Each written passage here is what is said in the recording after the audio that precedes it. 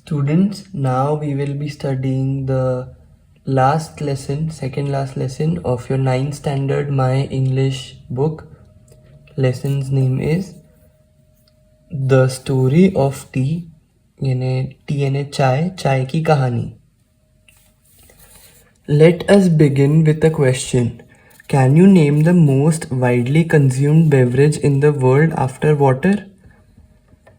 शुरू करते हैं एक सवाल के साथ.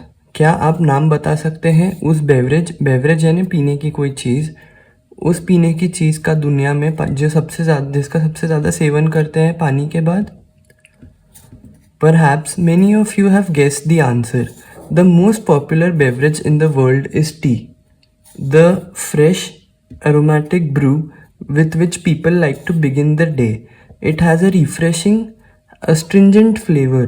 It is actually made by brewing, that is, by infusing in boiled water the leaves and shoots of a plant whose botanical name is Camellia sinensis. The leaves are at first dried, cured, and processed before they are packed and sold to us. शायद आप लोगों ने जवाब ढूंढ लिया होगा. सबसे popular beverage दुनिया में चाय है. जो फ्रेश अरोमेटिक ब्रू, अरोमेटिक यानी having a pleasant smell, fragrant यानी जिसकी खुशबू अच्छी आती है, अच्छी खुशबू वाला, जिसके साथ लोग अपने दिन की शुरुआत करते हैं. वो बहुत ही रिफ्रेशिंग होती है और अस्ट्रिंजेंट फ्लेवर होता है. अस्ट्रिंजेंट यानी शार्प यानी कड़क. ये बनाते हैं ब्रू करने से. ब्रू यानी ड्रिंक मेड बाय बॉइलिंग और keeping something in hot water for some time. यानी ब्रूइंग यानी कोई भी पीने की चीज़ जिसको हम उबले हुए पानी में या गर्म पानी में बनाते हैं. बाय इन्फ्यूजिंग इन बॉइल्ड वाटर यानी उबला हुआ पानी, पत्ते और जड़ उस पौधे के जिसका बोटानिकल नेम है कैमेलिया साइनेसिस. पहले पत्तियों को सुखाते हैं, क्योर करते हैं, फिर प्रोसेस करते हैं, फिर वो पैक करते हैं और हमें बेची जाती है. Camellia sinensis is an evergreen plant that grows in tropical and subtropical climates. Tea plants require at least 100 to 125 centimeter of rainfall a year and prefer acidic soils. Many of the world's best tea estates are located on hill slopes at elevations of up to 1500 meters. It is said that the tea plants grow slowly and acquire a richer flavor at this height. Camellia sinensis हमेशा एक हरा भरा पौधा है जो tropical और सब tropical climates में उगता है.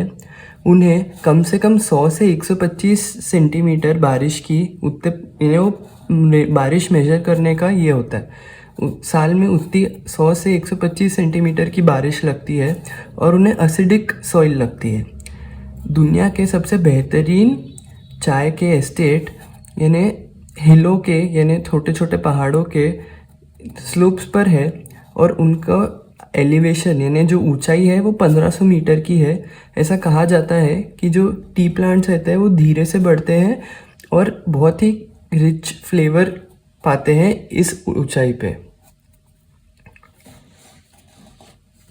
When the plants mature, only the top 1-2 inches of the plant are picked.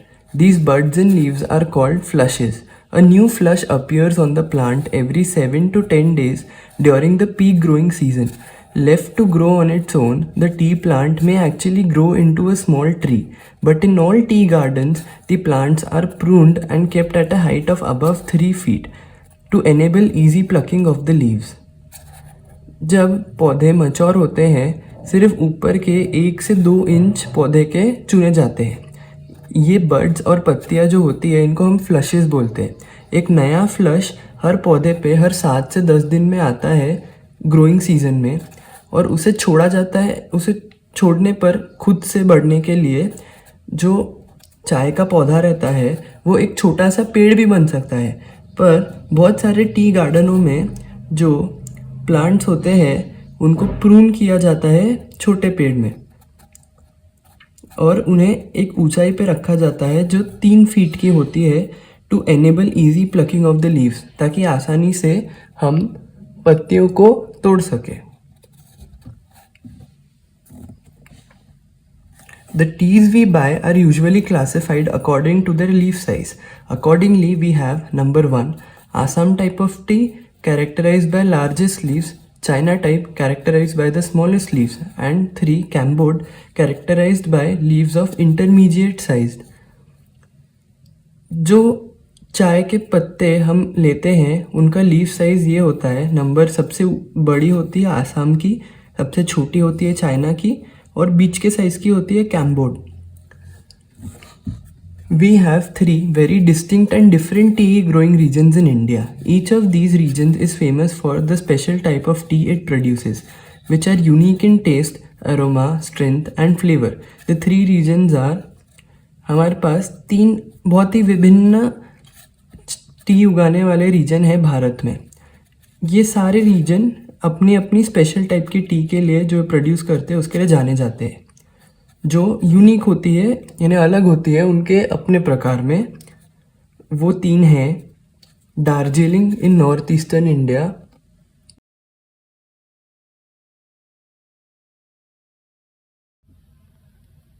the 3 regions are Darjeeling in the northeast, Assam in far northeast India, and Nilgiris in South India.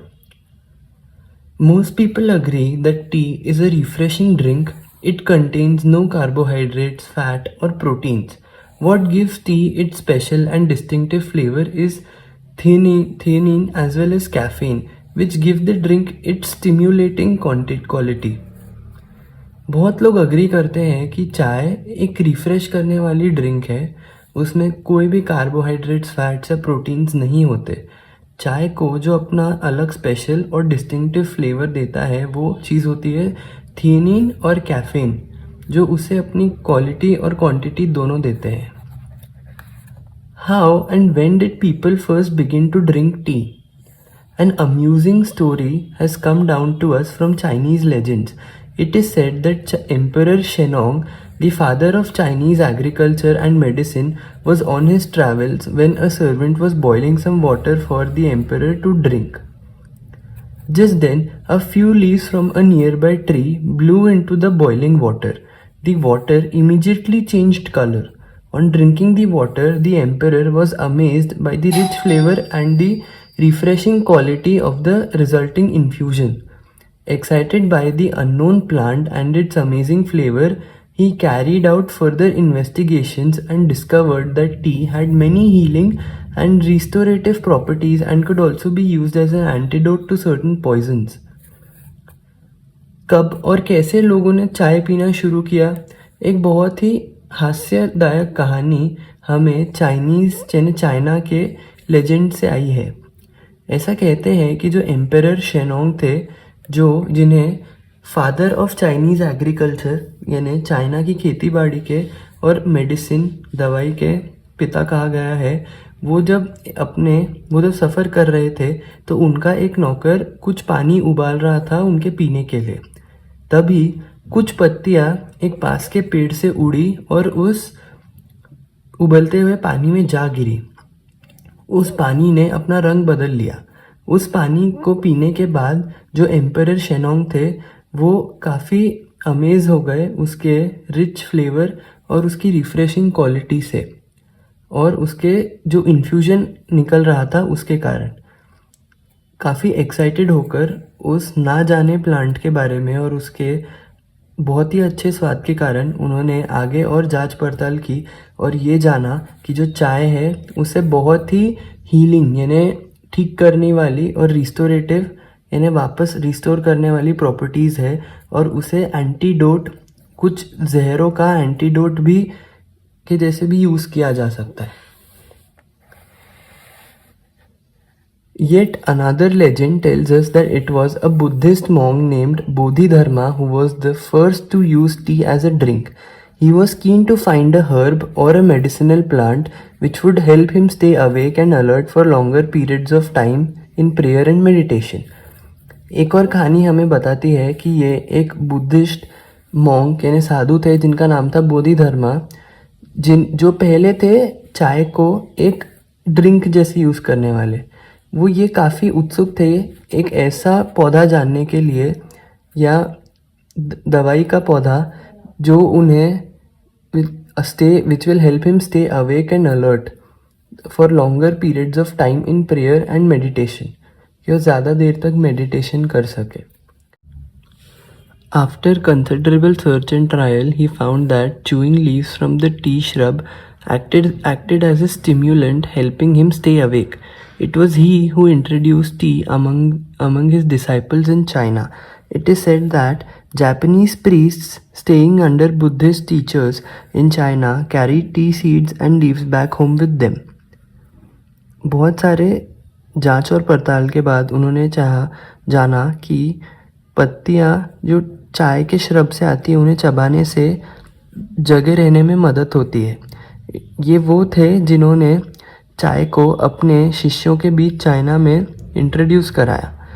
ये कहा जाता है कि Japanese priest जो Buddhist teachers के under पढ़ते थे वो अपने टी सीड्स और पत्तियाँ वापस घर ले जाते थे. Turkish traders also began to bargain for tea on the border of Mongolia. In fact, the story goes that the Chinese emperor Hui Tsung was so taken up with tea that he set up a research into the best tea whisking methods and also hosted tea making and tea tasting tournaments in the country. So tea-minded was he that he failed to notice that Mongolia had actually taken over his empire. जो Turkish trader थे वे भी चाय के लिए bargain करने लगे Mongolia के border पे. कहानी ऐसी है कि जो चाइनीज़ एम्परर हुई सुंग थे वो इतना चाय में मग्न थे कि उन्होंने एक रिसर्च जारी की जिसमें सबसे अच्छे टी विस्किंग मेथड्स का होस्ट करते थे और टी मेकिंग और टी टेस्टिंग के भी टूर्नामेंट्स होते थे. वो इतने टी माइंडेड थे कि वो ये भी भूल गए कि मंगोलिया ने उनका राज्य भी छीन लिया था.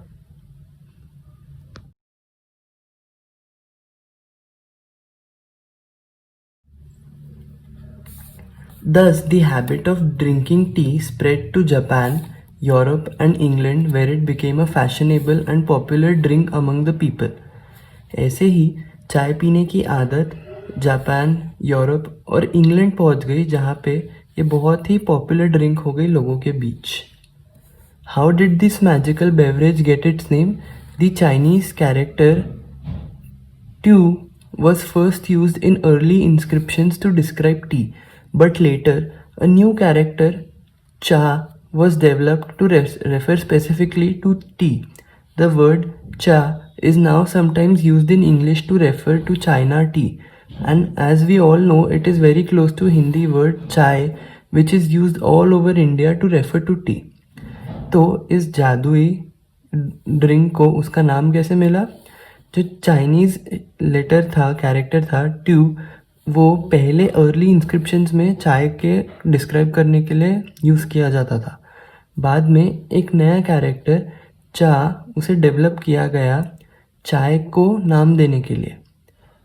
जो शब्द है चा वो इंग्लिश में चाइना की चाय के लिए यूज़ किया जाता है और हम सब जानते हैं कि हमारे हिंदी शब्द चाय से बहुत क्लोज है जो भारत में हर जगह यूज़ होता है चाय को डिस्क्राइब करने के लिए.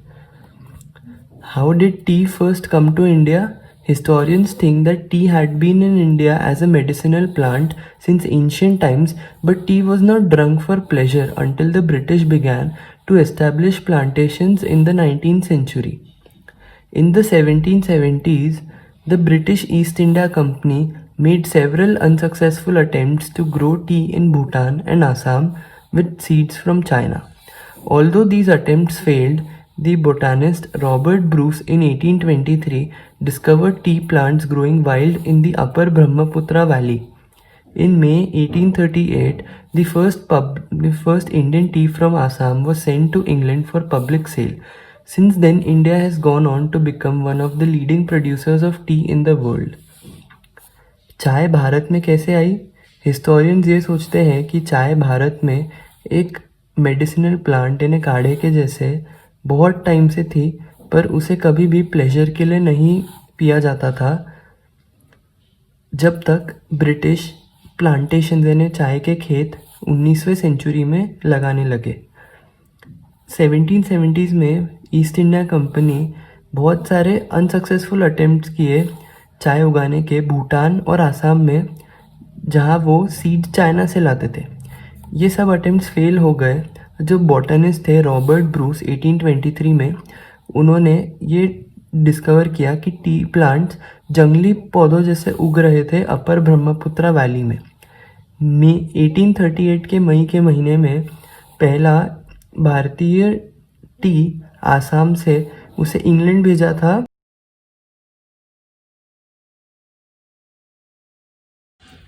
Ordinary people also feel that tea ceremonies are spiritual occasions that are closely associated with their religion.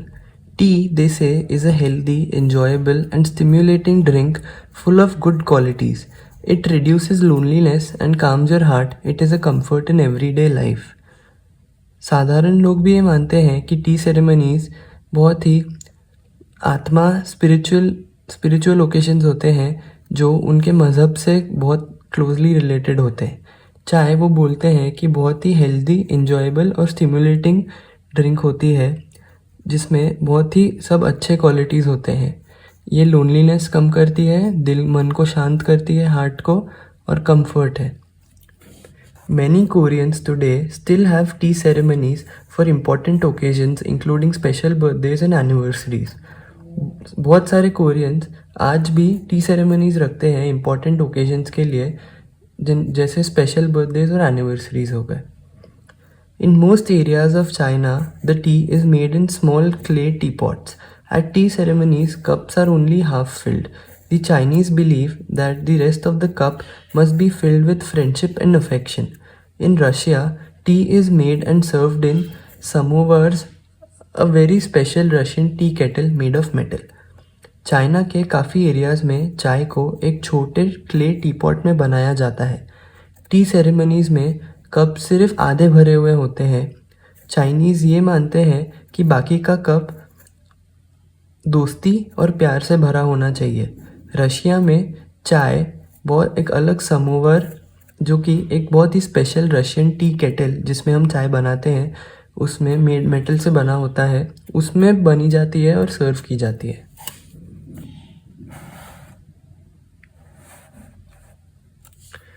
Vietnam produces special varieties of tea such as lotus tea and jasmine tea. Vietnam special प्रकार की चाय जैसे lotus tea और jasmine tea बनाती है। In Japan, tea is made using powdered green tea called मैचा.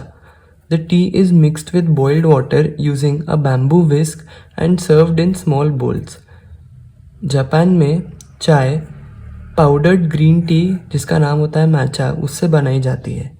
चाय को उबले हुए पानी के साथ मिक्स किया जाता है, एक बैम्बू विस्क यूज़ करके उसे छोटे छोटे बोल में सर्व किया जाता है। And how about India? A cup of tea is offered to any guest or visitor as a token of hospitality, even in the humblest of homes. Most Indians like their tea hot with a good deal of milk and sugar in it.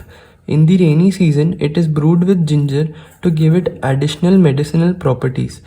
Others add spices like cardamom, cloves, or mace to add its taste and flavor. Tea is a must after a plate of spicy snacks, especially in the morning and evenings. और भारत में कैसा? एक चाय का cup हर एक बाहर के आने वाले गेस्ट या विजिटर को एक हॉस्पिटैलिटी के टोकन के नाम पे दिया जाता है, सबसे गरीबों से गरीब घर में भी। ज़्यादातर भारतीयों को चाय गरम बहुत सारे दूध और शक्कर के साथ अच्छी लगती है। बारिश के मौसम में उसमें जिंजर डाला जाता है, अदरक, जिससे उसे एडिशनल मेडिसिनल प्रॉपर्टीज़ मिलती हैं। बहुत सारे लोग उसमें कार्डेमोम, क्लोव्स यानी जैसे लवंग और मेस ऐड करते हैं ताकि उसका स्वाद और फ्लेवर बढ़ाने के लिए। चाय एक मस्ट है एक तीखे स्नैक के प्लेट के बाद, और स्पेशली सुबह और शाम को। Some connoisseurs relish delicately flavored jasmine tea, green tea, lemon tea, and even iced tea. How about you?